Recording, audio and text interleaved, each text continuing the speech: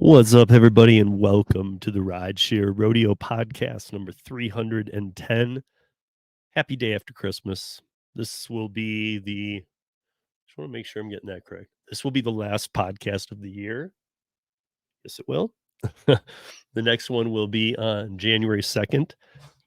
So there's always an end of the year and a first one of the year that try and hit on some things. And I was looking at really what I wanted to hit on this year, but in all reality, we should be talking about legislation and other things like that. But there's some new problems popping up, and oddly, we need to get that centered in front of politicians before they start moving on this legislation, which is going to be very difficult too. Um, since it's I don't know, since it's an election year. Um, who knows how anything will play out. So this will be the administration's kind of last pitch the first 6 months of the year to get any kind of labor law changes through and help any states that want them, which is a number of states. And that's what we've been talking about. But the bigger problem right now that we're facing nationwide is the illegals on the platform. And I've said this many times, but I like to clarify it. I have nothing against people entering this country, but I know a lot of people who have had to do it legally. I know it's not an easy journey. Um, and I know it's a different story, but if you guys have never traveled the world or tried to live somewhere else, even outside of the country, if you're not aware, it's very difficult, even for those of us here in the United States, to go live anywhere you want. In most countries, they're going to require some type of green card that allows you to stay for a while. If you're not getting married, if you don't have a career there, something that is like a reason why they would let you stay, you're probably not going to be granted permanent residency. So therefore, you've got to juggle, and green cards at some point expire. So they're a lot more tight on letting you into other countries, and I know that that's one of the benefits of this country. However, there is a path to becoming legal in this country, and if we allow many to not follow it, then what's to stop everybody from not following it? And I think that what I just said is already being defined right now. We've never seen this many people crossing. And, guys, this is no longer even a political statement. And I love it when things get to that level where it doesn't have to be a political statement because everybody recognizes this problem. Everyone. They might say it in different ways, they might approach it differently, but everybody I know recognizes a huge problem with this going on. From fake accounts to, somebody brought up a good comment on a video I made regarding this just recently. They commented on there something that I just hadn't thought to say because I think a lot of you already know this, but a lot of these apps can allow you to onboard anywhere you want. So if you go get a DoorDash account through the Facebook Marketplace for a rural area, or a DoorDash account, you can go use that DoorDash account anywhere you want. So you can go dash around the country. So you can get it in a market where, oh, okay, they're going to be in this market, but then they go work in other markets, and that's what we're seeing too by this illegal patterns is lots of people just triple saturating and taking offers none of us would ever take. Um, and it's a whole problem of its own because a lot of these people, to a lot of them, even taking all no tip orders and working a 12-hour day can be making up to 10 times what they made in their country. So if they're able to cross illegally, work here illegally, not pay all the insurance dues that we pay on vehicles, not have to onboard to these apps properly, not going through security checks. Let's face it, guys, the people renting these accounts, you don't even know who any of them are. I mean, there's no accountability. DoorDash is aware of the problem, and so are other apps too. I'm just singling out DoorDash because they're very aware of it. And although I don't think facial recognition is fully there yet, I don't think that like over in London, they've done a lot of testing with the Microsoft system. Hopefully move past that. But facial recognition has gotten a lot better, at least to the degree where if it doesn't work for you, because a lot of times it was low lighting and stuff. So if that was a problem until it is fixed, just turn the lights up. But if it is a problem, there's still verbal passwords that you can use to get on.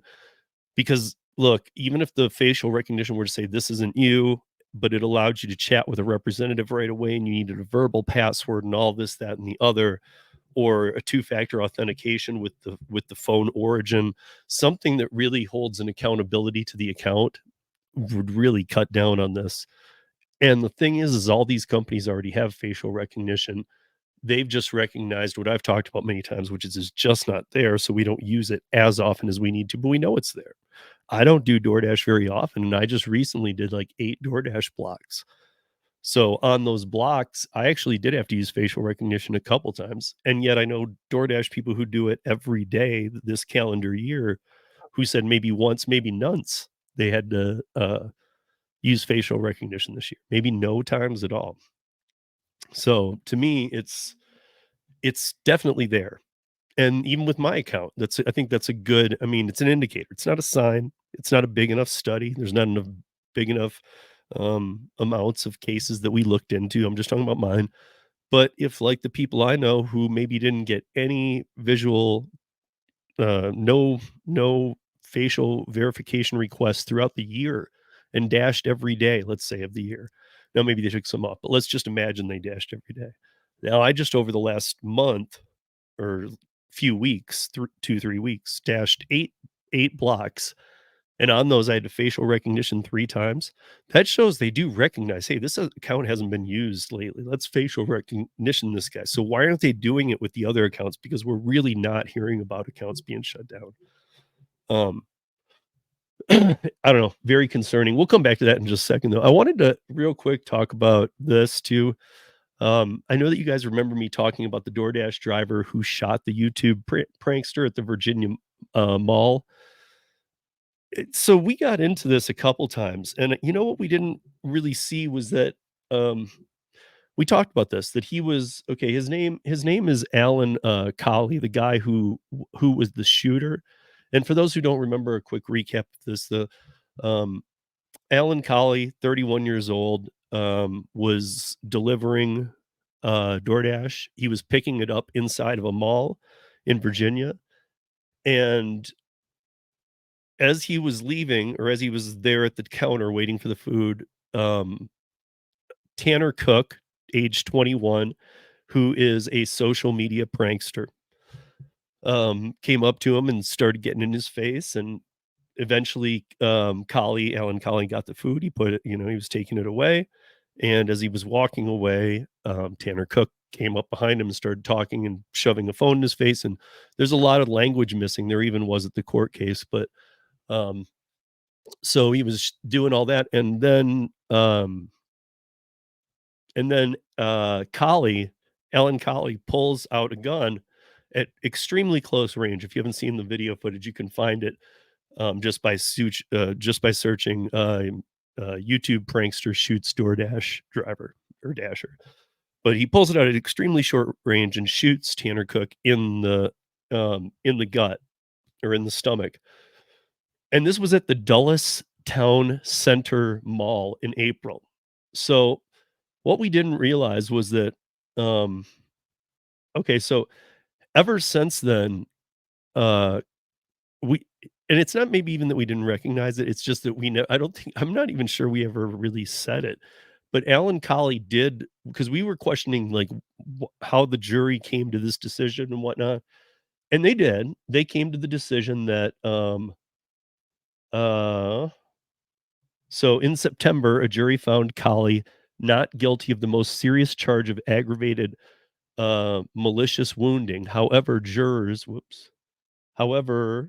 jurors handed him a guilty verdict of unlawful discharge of a weapon in an occupied building. So we were talking about that. I didn't know he was actually put into jail, which makes sense. So Colley went into jail in April, and I guess I kind of thought maybe we were waiting to see like what kind of time will he get for this, but I don't know why I'm reading it now, but it was missing from a lot of articles was that he did spend 8 months in jail, and they applied that towards his September court date, and then just 2 days before Christmas, he was let out of jail. So he has been in jail this whole time, and that's for the unlawful firing of a weapon um, inside of, basically inside of a mall. And I guess the thing, to take note on is I think a lot of times we talked about that. There was, we kind of knew. We were like, well, won't he get charged with the unlawful firing of this? And I think we even had discussions where it's like, yeah, of course he probably will, and he'll face some this, that, and the other charges. I guess we didn't really understand that he already was serving that. I just thought he had to wait till the trial and then he'd have time, but because of it, they just did time served. And so he's already out. So they were really over the top certain that this guy was not too far out of his rights. And I'm not saying one way or the other. We're not reopening this can of worms. I'm just saying that um and it's interesting to see that, and it's interesting to see in Dulles how they treated this because from what I've been told from a few people in that area, it's actually not a place where you'd think this crime would be treated that way. There are some states where, I mean, a lot of people who responded to things we were discussing said, "Oh, of course, like you didn't do anything wrong. You can't push people around like that." So there are a lot of states where that also flies, but this is an area from what I've been told where most of the time this wouldn't be the outcome. And this would be a bigger deal for having that gun in that place. But it's interesting to learn. A jury found him not guilty. They found the person who was bullying guilty. And so this being the last podcast of the year, I guess one thing I will say is, hey, watch who you screw with. It's a different age. Bullying isn't just a playground thing anymore. It's not just, oh, there's a bully, or if you grew up, um if you're a little older, like if there's a bully, sometimes you fight the one bully and it's over. These days, a bully can mean, or somebody being bullied could mean a weapon very quickly. And it's not just this one instance, guys. I mean, we see this more and more and more. I'm not trying to sound old here, but when I was growing up, like that just yeah, people had weapons here and there. And I even grew up in Michigan. Detroit Lansing is a known hotspot for a lot of shootings and things. But even me growing up, I can say it wasn't nearly as common as it is now. I mean, these days, like, people don't settle things, and I don't think all things need to be settled in a fight, but I mean, like, you don't really hear about that anymore. It's more about shootings and stuff like that, and I don't know. I guess we also didn't have all the school shootings. It's just a crazy world, but at the same time, it's interesting to see how that case played out. Okay, so what else with the end of the year? So, the New York law. Wow, you guys, this is, hope I didn't just unplug my mic. This is a big deal. So there's a great article. I'm not always on The Guardian, but there's a great article from the December 31st, written by Wilford uh, Chan, and he's talking about on in New York City optimizing the new part-time delivery worker or full-time delivery worker wage law. Um, he said, now the new rule guarantees workers nearly $30 an hour on trip time. So he's talking about being on a bike, and he's talking about some deliveries here, and he says, so I stop at red lights, yield to pedestrians, and though I end up arriving a couple minutes late, I feel surprisingly relaxed. My customer seems pleased too, but the delivery bosses are already trying to reassert their dominance. Since the law took effect, delivery apps have made it harder for customers to tip. Previous Previously, apps like DoorDash would ask customers to tip their courier when placing the order, allowing workers to see the total amount before agreeing to take the job. Now, hold, I want to pause there. We need to clarify. First of all, this is improper reporting. Um, no, that is not true. It does not allow the dashers, whatever they're doing, driving, bikes, walking, whatever. It does not allow them to see the total amount that the worker will make. So let's be very clear on that. It does not. In fact, we've always said it's not transparent. You can see that it's going to be this much, and it's probably it could be more, it could be the same, whatever. So it's a crapshoot sometimes. So, no, that is not the case. So now Uber and DoorDash have stopped prompting customers before checkout, and and the and those that still choose to tip can only do so after the delivery is made, and the button to tip can be difficult to find. So the apps have also limited when workers can sign on now in New York City and added new customer fees. The tech companies Uber and DoorDash say New York City regulators are to blame. We've been saying from the beginning that if this new standard went through, there was going to have to be a really unpopular or there will have to be really unpopular changes made to the platform. Now, this is kind of what we were talking about, was that when you see this minimum wage law, they definitely spun it to their advantage so that the customers think, wow, look at, they're making 30 bucks an hour now. Now they've removed the tip, so they've increased all these fees with to the customer. And also the customer sees a line item fee that says $2 in New York that says, whatever it says, gig worker minimum wage law. Because again, they're putting it in there before the new year to remind you, look at, you're paying this amount to help those drivers get that $30 minimum wage that you saw. But in reality, we know that the minimum wage that they set was $17.86 or whatever it is, might be 96. Doesn't matter to me. Regardless, they call it 30, but it's 17.96, and that's because they've already done the utilization rate and said that only of 60% of your time on the app will be active time. So if they've already standardized that, so they've kind of, I mean, that's something that, because they have algorithms and things that can spit out numbers like nobody's business, they don't ever want to reveal what's in those untransparent boxes that they keep. However, they tipped their hand at how quickly they can come up with a statistic. So when they said, listen, we're going to charge, or all your people will get 50 cents a minute. And they said, okay, that means that they'll get $18 an hour. Don't you think that's weird that the city of New York doesn't go, how the hell do you know that? And what do you mean? We just made it 30. Why is it going to be 18? And they've already said because their utilization rate will be 60%. How do they know that unless they're only going to be feeding you the ability to work 60%? My thought is, and people can correct me if I'm wrong, because I think there's a lot of spin-offs we could talk about with this law. I mean, I think it's going to go completely wrong. We're already seeing the same language that happened with the rideshare drivers when they got this ability there, and all it did was take away the best drivers and careers for the veterans, and allowed people with crappier vehicles and not as much experience to get on the app and earn a minimum platform fee. So with that said, the weirdest part about all that is it's the same city. It's New York City that integrated the rideshare one that completely failed, showed everybody this is the worst idea ever. Let's never do this again. Now they're like, well, let's do it again with delivery. Look, there needs to be changes to delivery. There's no doubt about it. And they are coming next year. But this jump in New York City, I think, is going to be a lot more devastating than people realize, because right now, DoorDash and Uber Eats and stuff, this wasn't even required of them till February.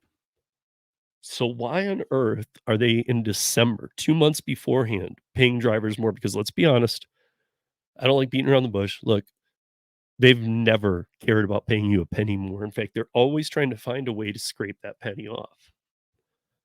Um, like some of the smaller apps that I like a Curry and things like that, they come through in straight bids, and the way the platforms work is more on a static percentage basis, or a sliding scale static percentage basis, meaning if they're working with the larger vehicles, they might be taking a larger percent for the loading fees because there's other fees involved and stuff. But if they can make sense of all that, that's fine.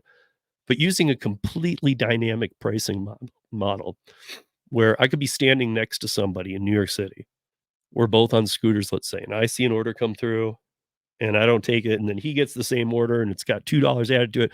They have already figured out which workers do what for what and who are our best. So one thing I would say for sure is that my guess is in the new year, First of all, they're already running this now because it makes them look amazing. Because they said, "Never mind, forget February.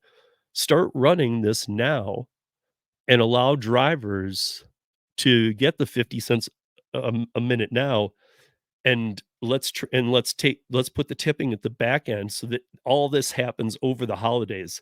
And right as the New Year pivots, January kinda dies off anyway. I'm sure in New York City, it's still very popular, but I mean, just the overall delivery work dies off in January. People are after the market tapped, the holidays are past,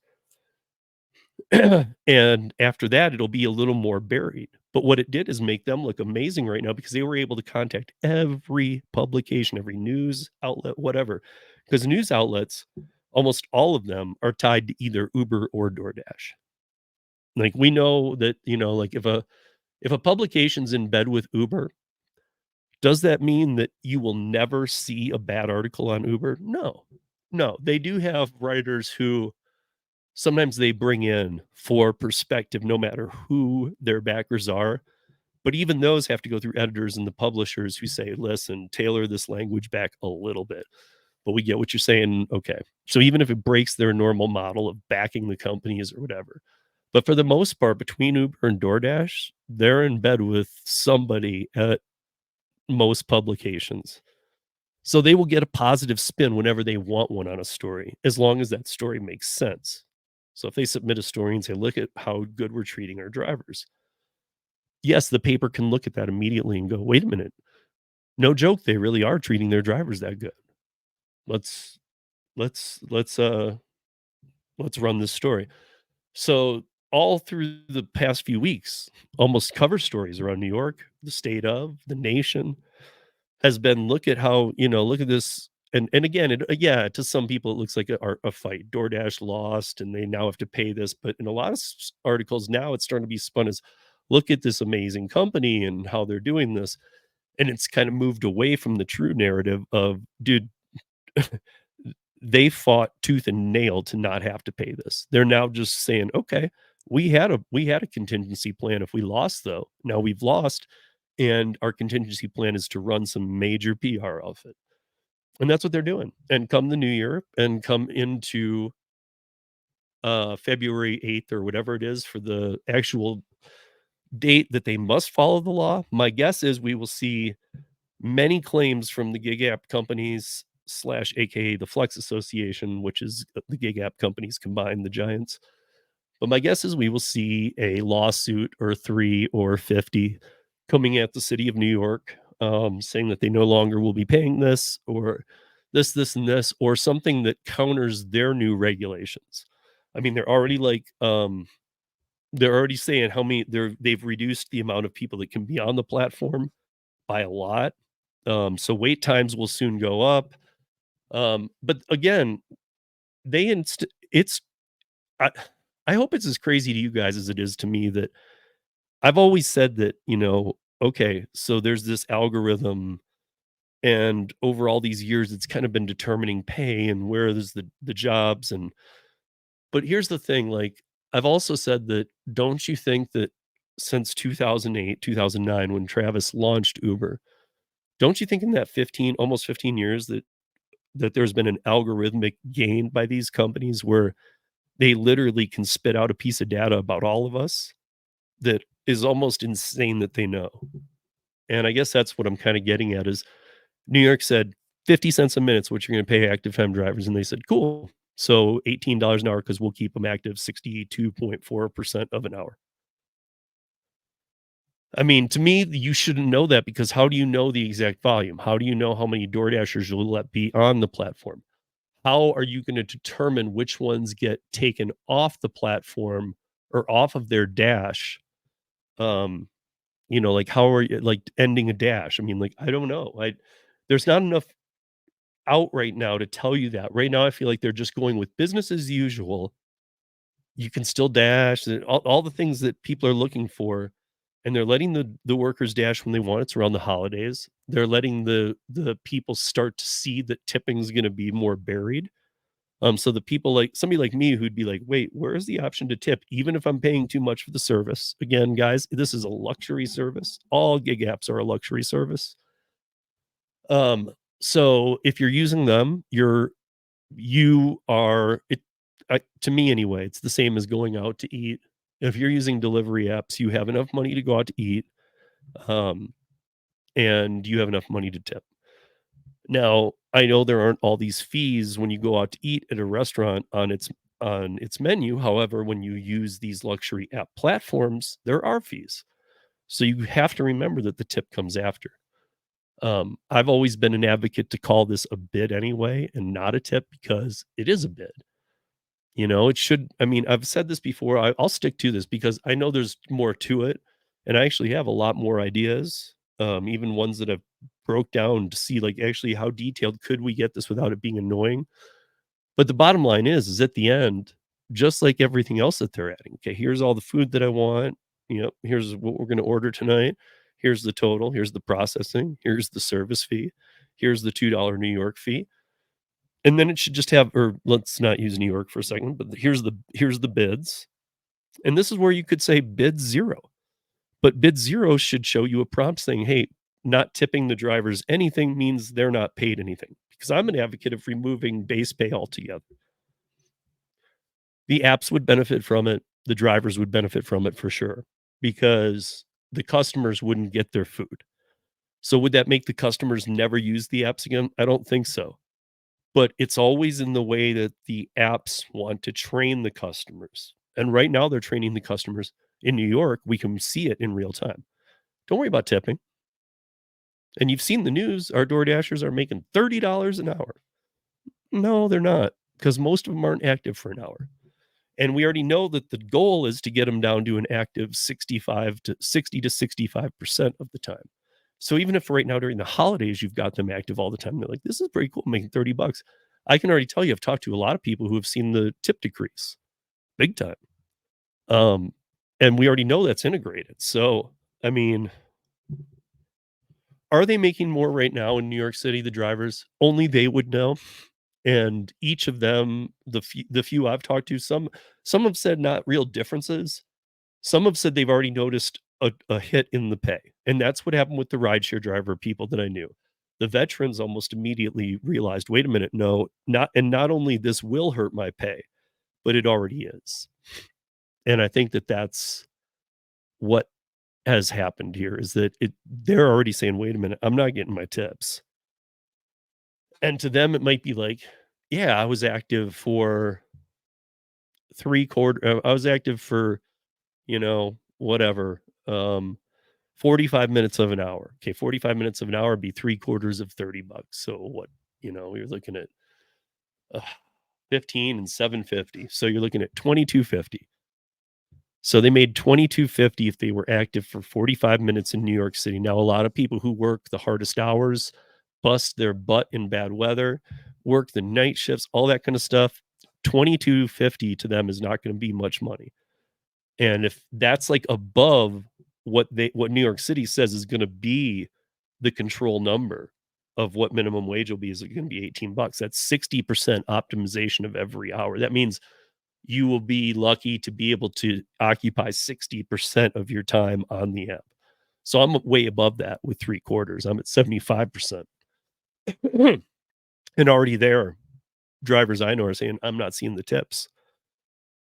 I'm sure part of it's because they've removed it, because I know that New York City, of all places, that's a place that understands tipping culture, and they do tip. A lot of people there live in apartments and high rises and stuff, so they're very used to tipping. I mean, like a lot of us are, but very much so there. So how does this fare? I don't know. I do know that I wouldn't wanna be there. I wouldn't wanna be working under this system that could appear okay. I've talked to some who thinks it appears okay. Um, but to me, the legislation that we're looking at, there's only a couple states that are truly going for like what we believe at driverrights.org. Let me put that up here anyway, just in case I run this on the YouTube channel, which I might. I might. I'm gonna put this up because I haven't in a while. So you guys, if you have not driverrights. Okay. If you have not been to this yet, please go to this website, driverrights.org. Driverrights.org. You will see that this will come into play next year big time. What we are doing there is has over 70,000 signatures, might even be over 75,000 now.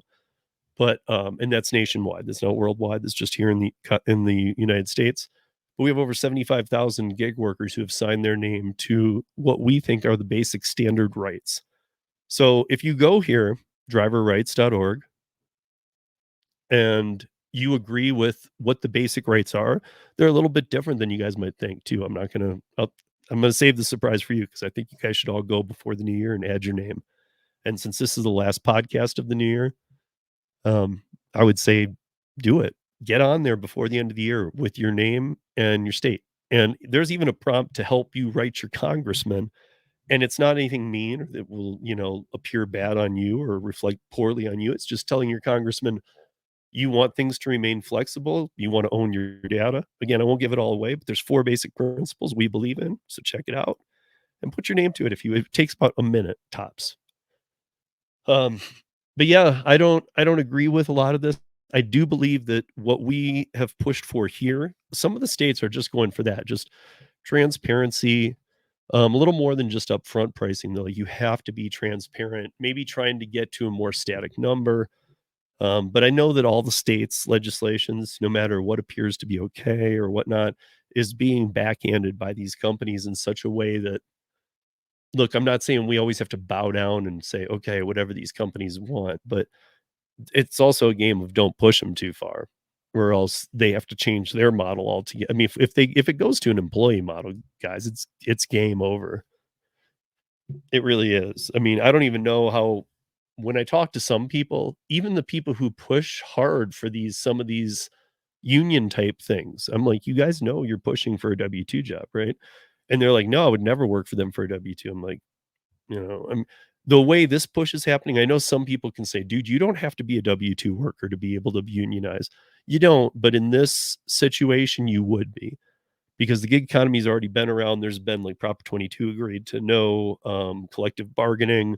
There's been already just too much murkiness in the water. And to be honest, at this point, if there's going to be a union with the gig economy, it's going to be because you're a W-2 employee in the gig economy. There won't be unions for people who are just on demand or flex time or self-employed, freelancers, whatever you want to call it, especially if you're multi-apping, because that causes a whole different scenario too. Now you are working for multiple things. Um, in no way is that gonna work, and W-2 just won't work. We already know that even if California was gonna pull out before they allowed the Prop 22 vote after AB 5, but even if the gig apps were gonna pull out of California, they were still ready for a long battle where if that battle had lost, the only thing they could have Hail Married and tried was the franchise model. And under the franchise model, you would have people, um, having to reapply for their jobs. So, let's say, if the franchise model came down in a state. So, do you wanna be a W-2 worker? I'd say, "No." So, already I'm out. Luckily, that would help maybe somebody else's chance, but here's the thing, nobody is automatically carried over.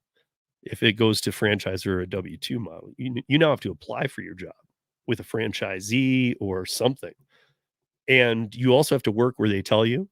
You have to work when they tell you. There might I mean, there c I've interviewed people who have said, flexibility would be gone. The only people that have argued it have said, "It doesn't have to be gone." I'm like, "It doesn't have to, but you can't name one career in this world that is a W-2 position that just lets you come and go whenever you want and work whenever you want." And I've challenged them all, and nobody can tell me one. So if there's not one, then I can tell you these gig apps are not planning on being the first. So, look, I've been doing this for a long time now. The website's been going since March of 2017. I've been working the gig economy rideshare since 2015. We are now in the final days of 2023. So, it's gonna be about 10 years in the gig economy for me almost. I have a lot of classical gig economy work too, more of location services like, production work, staging, lasers, lighting, sound, all that kind of stuff. But at the so in New York, we're gonna see a lot of people hurt from this, and that's too bad. It really is. Sorry guys, I was trying to get to the website here. By the way, let me plug that real quick too. Might as well throw it up. I'm sure this is somehow gonna run. So just bear with me, guys. Uh, this being the last one of the year, I'll probably run it as it is, even though it's just me on here. So the website used to have to go to uberlyftdrivers.com. That was the website from 2017. Stayed that way till 2020 when I started the Rideshare Rodeo audio podcast. And then it was 2021 that I came over to YouTube and other platforms. But the audio podcast, ridesharerodeo.com, always just forwarded to uberlyftdrivers.com. Now you can go to ridesharerodeo.com and let me put it up there. You can go to ridesharerodeo.com. And from there at the top, you have home, gig news, blog, subscribe, para, YouTube, and other social medias. You can also pick Google, Spotify, Amazon, Pandora, TuneIn, iHeartRadio, Player FM, and a few other popular pod players to listen on. Or you can listen and download every podcast from the landing page of ridesharerodeo.com. This episode is 310, so there's 310 to download going back. And yeah, so that's already up. A couple changes will be made on that, but that's been really dialed. I'm happy that happened before the end of the year because that was going to be something that I said in the early part of 2024 the website will redirect to itself, and it's always nice when you get ahead of something. So it's already live. There will be a couple changes in the new year, but nothing where I'm saying hold off. No, go to it now. Go check it out. Because it's kind of the hub now for everything. And the second one over, Gig News Blog, that'll launch a new tab, which will launch Uber Lyft drivers or the what is now coming up on 7 years of a daily news post. So we've got a lot up there. Uh, but yeah, this let me see if there was something else in this article I wanted to pull up with you guys. So um again, I'm gonna put this back up too. Make sure you guys check out driverrights.org, not drivers, driver singular rights.org. Just check it out. See what you guys think. Oh, so the other thing that I think that we all know, walk on carefully here, is that never have the gig look, a gig app comes out of the gate, especially these giants. Again, let's just talk about the giants for a second, because some of the other smaller ones I believe in, and some of the other smaller ones I don't believe in as much. But I do believe there are some smaller ones that are very much, I'll use Curry, even Paraworks, the what's being passed on. Um, so some companies I can't speak to on the inside for, I would hope that it delivered that from what we've heard. They're at least trying to be better. But I can tell you from the Paraworks and the Curry side, what they take is a more than a fair thing. On Paraworks, it's so nominal what Para takes on each transaction is like $2. So it's just a very flat nothing on the Paraworks or whatever it is. But on the Curry side, it's an actual figured amount. And like I said, with larger vehicles, it changes the dynamic, but it's never a dynamic pricing schedule on how the bids go to the drivers. So like the bids are the bids, and when they go up, they go up. Curry has a way of knocking them up quicker too, but very transparent. I've always said if you're going to be 100% transparent and not have an acceptance rate, I'm all for your app, even if every offer is 1 cent. Because if people can afford to take 1 cent, hey, more power to them, I guess. Go do it. I can't. But I can say that at least if you're being 100% transparent, you're being fair to me. And if you're being fair, then what can I say? I mean, to be honest, we really can't ask more than that because otherwise we start to infringe on where we want the government to draw its lines when we want to start a business. I mean, do you want the government breathing down your neck when you're doing everything right? And if they're being transparent, they can put out any amount they want. It's just up to us to use our heads and not stupidly accept things that are 12 miles of driving for $1. I mean, there's a limit to where even just basic entry level people trying, thinking, okay, I got to take these. But then, therefore, you got to get rid of the acceptance rate. You got to get rid of the multi tiers. And we're going to be talking about my little DoorDash experiment later this week. But in the new year, I think that's a huge thing. I think it's huge that we need to get, we're going to see it in the states pushing anyway.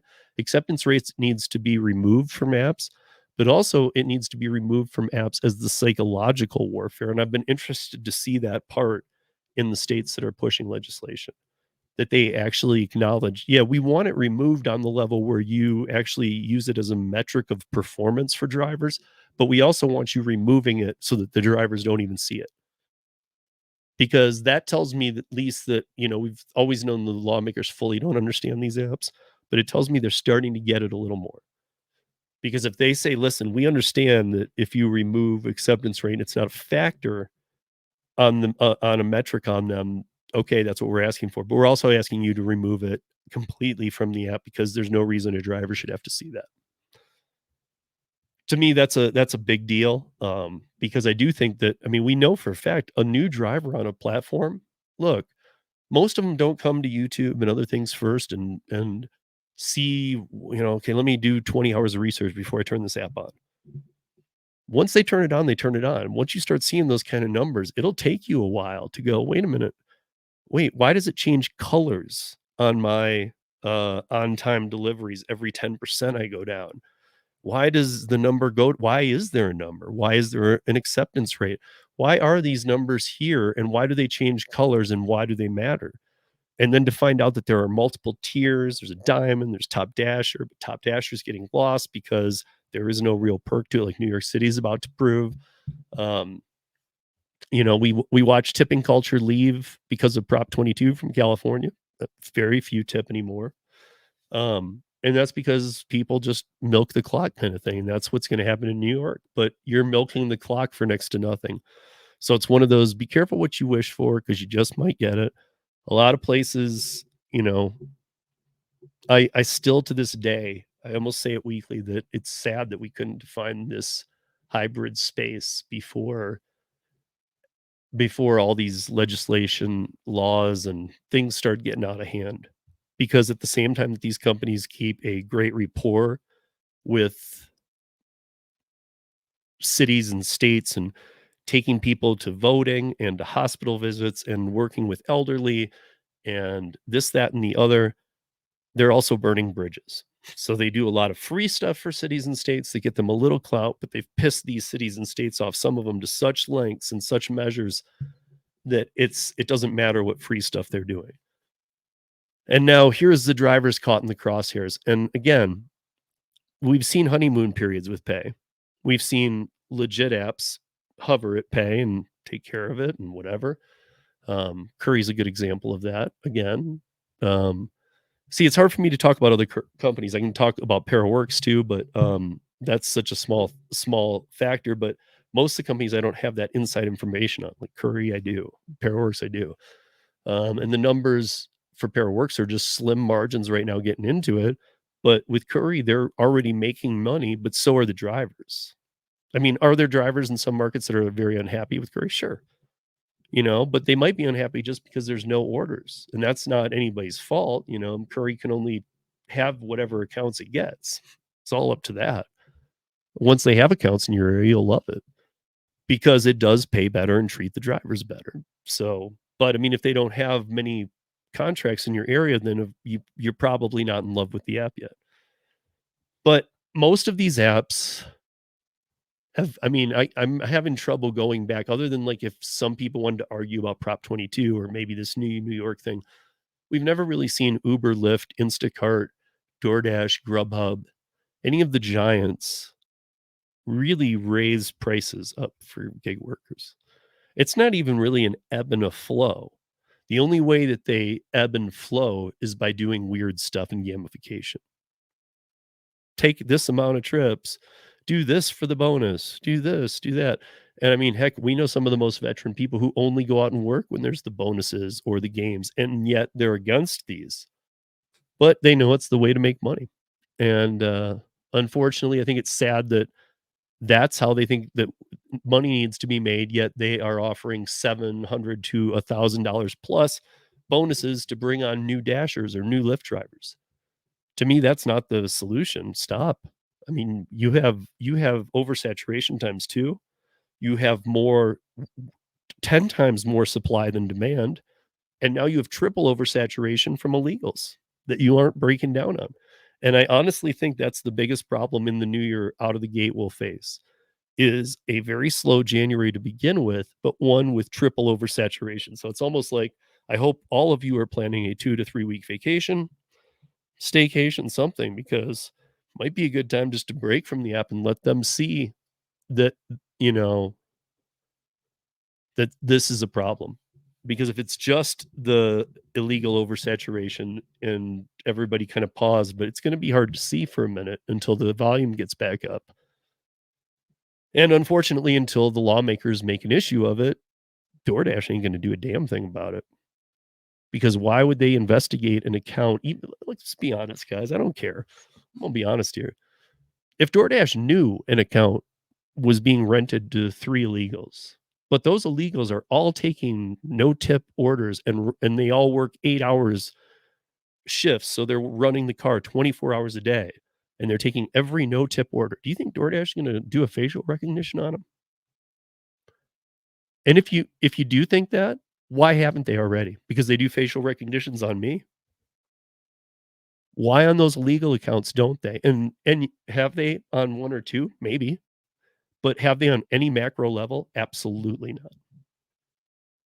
So, um, as this year comes to a close, there were some ups in 2023, but pretty much, um, almost like a lame duck session, really. Like, was much accomplished in 2023 to improve the gig economy? Not really. Was much done to level it? Not really. Some new lawsuits, some of the same old. But the problem is that next year we roll into a POTUS election year, and there will be things done in the beginning of the year and post election. So it's going to be very extreme at points, maybe. But some states are going to stick to their guns, go through with the legislation. And will most people like it? In my opinion, the ones I've read, you will not like. I did not see benefits to full-time multi-appers in any of the legislation I've been reading. But we will be getting into that in the new year. I've got many guests coming up. Kim Cavan, got Mike Harubi. Still going to do that second round table of the independent contractor rule change as soon as we get the green light, which will be, Kim said, fairly quickly in the new year. So I don't know exactly what that means, but I think she meant for sure in the month of January. I took it as a maybe even the first couple weeks, but we'll see. And as soon as we do, we'll have Karen, Kim, Mike, and myself to do a roundtable. And other than that, you guys, we're going to be talking about some of this stuff, some of the other stuff, some of this, that, and the other, really, in the new year. And 2024, I've been saying this for other apps. I think it could be a huge year for the smaller apps and maybe not the most fun year for the giants who will still be around forever. Uber, DoorDash aren't going anywhere. But this could be a year they kind of spend in court everywhere in the world. I mean Uber, not DoorDash, but and then in a lot of states for DoorDash, and I feel like this is going to be a very big legal year for battling for them in a defensive mode.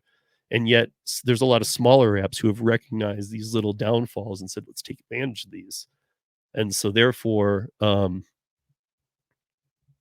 don't know. We'll see in the new year. But I'm hoping on it's the little guys year. I'm hoping all the best to all of you guys, to all the good companies out there, you know. All the, look at another thing that we got to make sure that happens. It's on some states' legislations is that the ability to use any and all tools at our disposal as gig workers, if we're going to be independent contractors. There's a lot of apps, third-party apps that some of us like to use. It would be great if law and regulation can define that as okay and acceptable. It's also going to become very important that uh, that there is something to go along with wrongful deactivations because The companies are realizing they're oversaturated by such a level, but taking that saturation level away might not be the illegals as it should be. It might be taking away more veteran drivers on the big platforms and leaving the illegals who are taking everything.